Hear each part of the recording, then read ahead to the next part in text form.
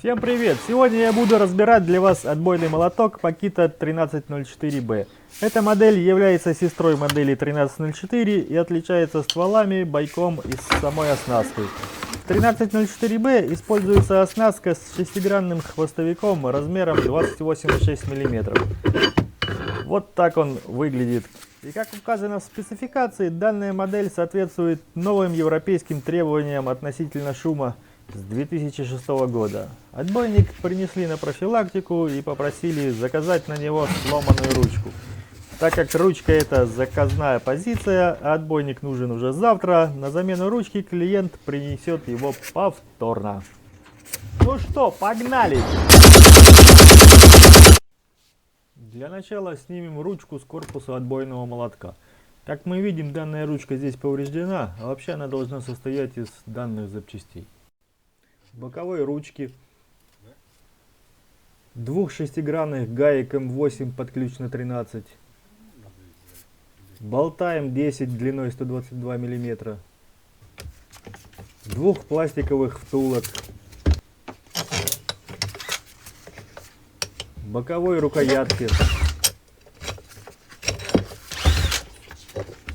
барашковой гайки с резьбой М10, плоской шайбы 5 и болта с внутренним шестигранником М5 на 16. Теперь необходимо открутить 6 болтов под шестигранник, чтобы отсоединить ствол от цилиндра.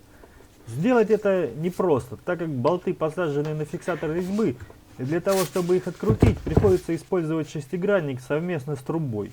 После этого разбора мы заказали набор инструмента Inforce, для того, чтобы в будущем делать эту работу намного быстрее, используя гайковерт. Ну а пока я откручиваю болты, давайте посмотрим, из каких запчастей состоит фиксатор оснастки. Это у нас сам ствол, фиксатор инструмента, компрессионная пружина 12, 2 штуки, 2 стопорных кольца, 2 шпильки, 2 стойки, фиксирующий вал и пружины.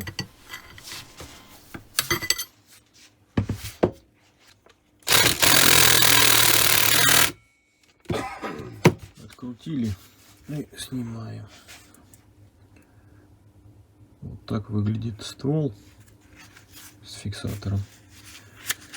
Но фиксатор я разбирать не буду, потому что он здесь сидит на пружинах. Вы сейчас на экране видите рисунки, как его правильно разбирать. А теперь достаем все внутренности из цилиндра, боек, прокладки и так далее. Как вы видите, смазка полностью отсутствует. Все высохло. Вот так выглядит наш боек с прокладками. Спереди установлено уретановое кольцо, потом идет направляющая инструмента. Все сухое, грязное. На ловителе сидит резиновое кольцо.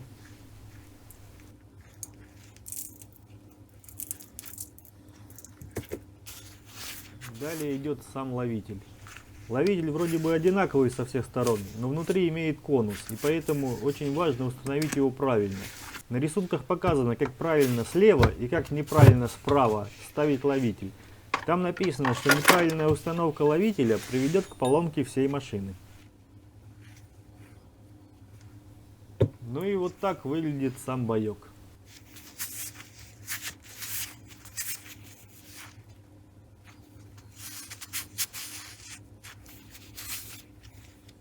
Вот здесь внутри находится еще прокладка, которую по-любому надо менять.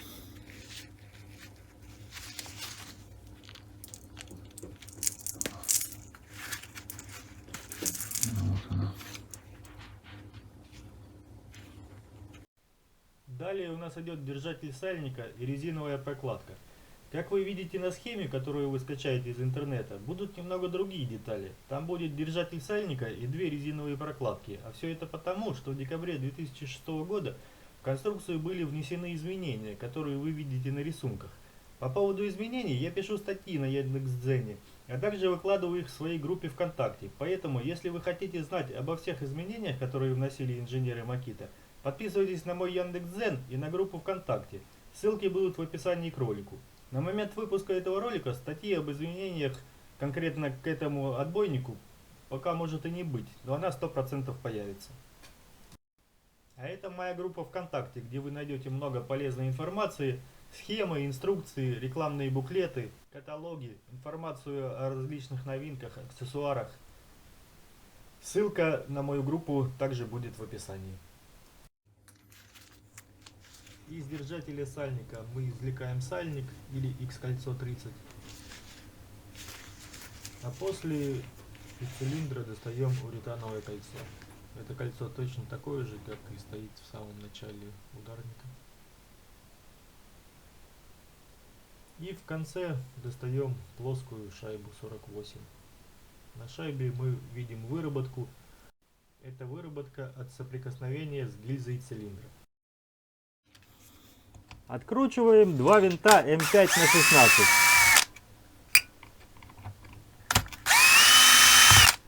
И снимаем крышку щеток, под которой находится резиновое кольцо 6. Далее откручиваем колпачок щеткодержателя.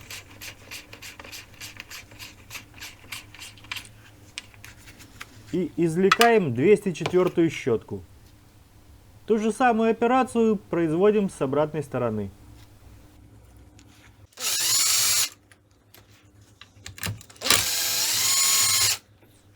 Открутили два болта М5 на 18 и снимаем заднюю крышку корпуса.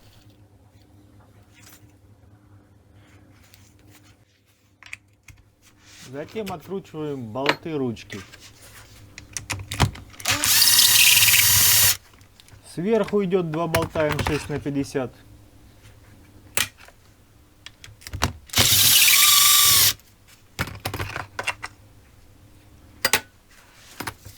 Болты идут с шайбами.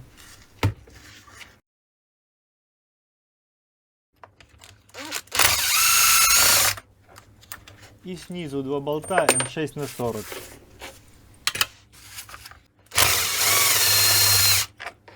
Очень важно при сборке не перепутать эти болты. Был случай, когда принесли отбойник, где вместо болтов на 40 загнали болты на 50. И они прорезали корпус двигателя и касались щеткодержателей. Далее откручиваем 4 болта М6 на 50, такие же, как и были сверху на ручке. Эти болты скрепляют корпус двигателя с корпусом редуктора. Эти болты идут с шайбами такого же размера, но артикул шайб отличается. Вот эти 4 болта откручиваем.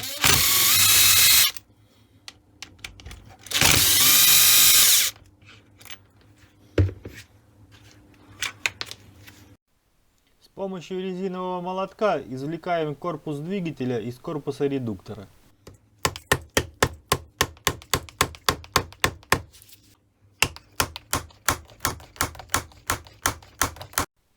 Так как вмешалась ручка, решил ее разобрать. Для этого откручиваем 3 самонарезающих винта 4 на 18.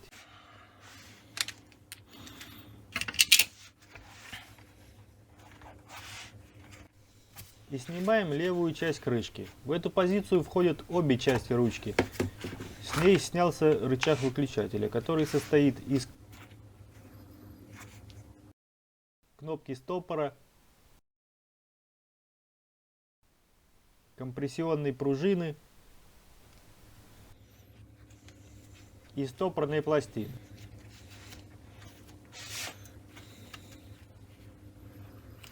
Интересно сделан.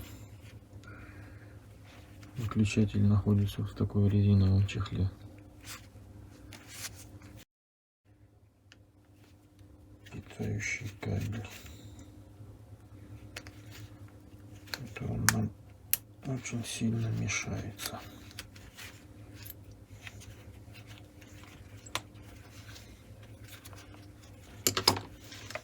Откручиваем два самонарезающих винта 4 на 18.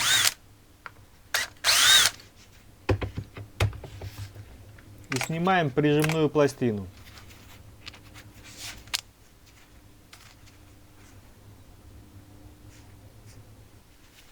Снимаем усилитель кабеля. И вот он сам кабель. Сечение 1 квадратный миллиметр. Две жилы, длина 5 метров. Вот эту часть. Освободились от всего лишнего и продолжаем выбивать корпус двигателя из корпуса редуктора.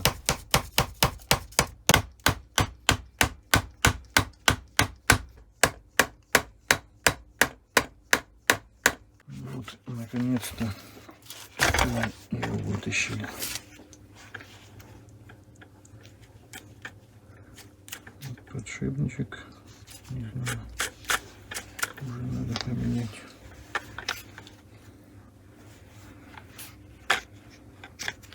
Теперь ротор надо отсюда вытащить. Извлекаем из корпуса ротор. Ротор включает в себя подшипник 6202, подшипник 6200, оба компании НСК, Japan. изоляционную шайбу и крыльчатку. При покупке нового оригинального ротора эти запчасти уже будут на нем установлены. Еще на роторе мы видим напрессованный сальник, позиция 88, идет как отдельная запчасть. Далее идет защита статора и корпус двигателя. Как вы видите, шайба внутри корпуса не выпадает, а все потому, что там установлено резиновое кольцо. Это кольцо идет в комплекте вместе с корпусом, а вот сама шайба поставляется отдельно. Также вместе с корпусом идут щеткодержатели с двумя деталями, и при желании щеткодержатели можно заменить. Вот их артикулы. Сначала идут два кольца, а потом два щеткодержателя. Ну и конечно же в корпусе двигателя находится статор, который прикручен двумя болтами с шестигранной головкой.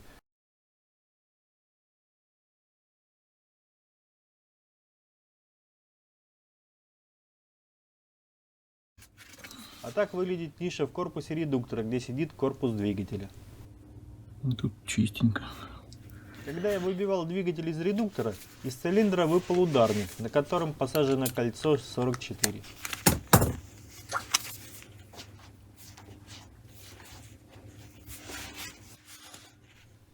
А так выглядит фильтр помех, губчатая прокладка и сам выключатель.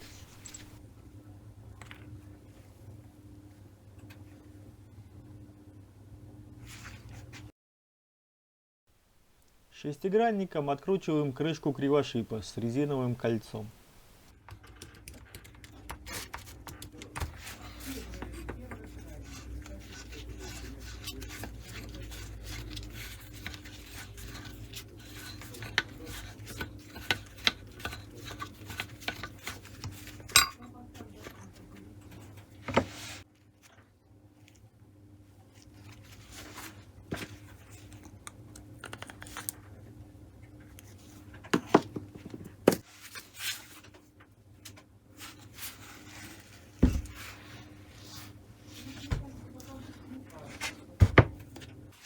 Откручиваем 4 болта М6 на 45 с внутренним шестигранником и снимаем крышку корпуса редуктора.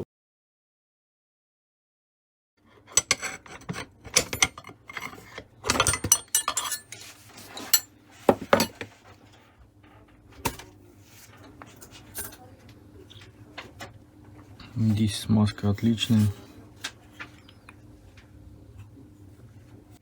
Внутри находится косозубая шестерня 34 с двумя подшипниками открытого типа. Это подшипник 6001 и подшипник 6201 от компании МТН, сделаны в Японии. Большая косозубая шестерня 57, подшипник 6302 и уплотнительное кольцо. Повернули шестерню вот эту большую. Вот до этого состояния, чтобы мы увидели болт. Откручиваем болт с внутренним шестигранником М6 на 18 и разделяем корпус редуктора на две части.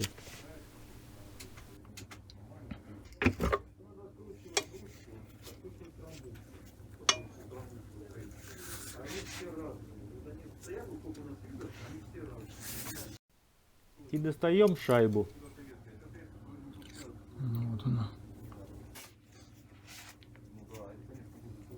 При разборе обратите внимание на две шпильки, не потеряйте их. Так как подшипник кривошипа и шестерни редуктора в полном порядке, я не стал их разбирать. А как вы видите, даже закрыл верхнюю крышку. Но для вас при помощи рисунков покажу, как это делается. Подшипник кривошипа здесь в идеале. Я ее снимал, люфта нет. Поэтому я оставлю этот узел таким, как есть. С помощью съемника снимаем подшипник 6302. Затем с помощью двух втулок диаметром 30 мм и длиной 100 мм выставляем всю конструкцию на прессе, уперев их в корпус подшипника, как показано на рисунке, и выпрессовываем кривошип. Вместе с ним выпадет сегментная шпонка и освободится косозубая шестерня, под которой будет находиться кольцо.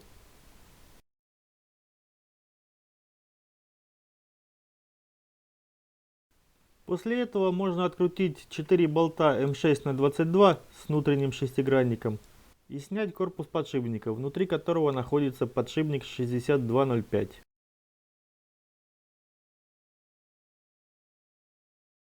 Также на корпусе редуктора есть прокладка. Откручиваем 4 болта М10/40 с внутренним шестигранником и плоской шайбой и снимаем цилиндр с корпуса редуктора. Открутили 4 болта и вытаскиваем цилиндр. Внутри у нас поршень, колечко, еще колечко вот здесь сверху.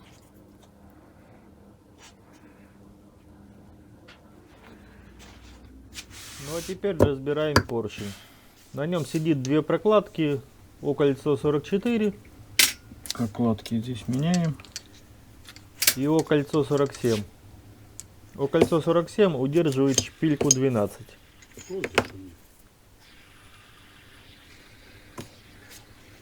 Это у нас шатун. И в шатуне находится игольчатый подшипник, который можно заменить. С помощью пластины для установки подшипников размеры на фото из цилиндра выпрессовываем гильзу цилиндра. А на цилиндре стоит О кольцо 67. На этом разборка бетономлома закончена. Сборку смотрите в следующем видео. Кому понравилось это видео, поддержите меня лайком, подпишитесь на мой канал и не забывайте включить колокольчик, чтобы не пропустить новые видео. Всем пока!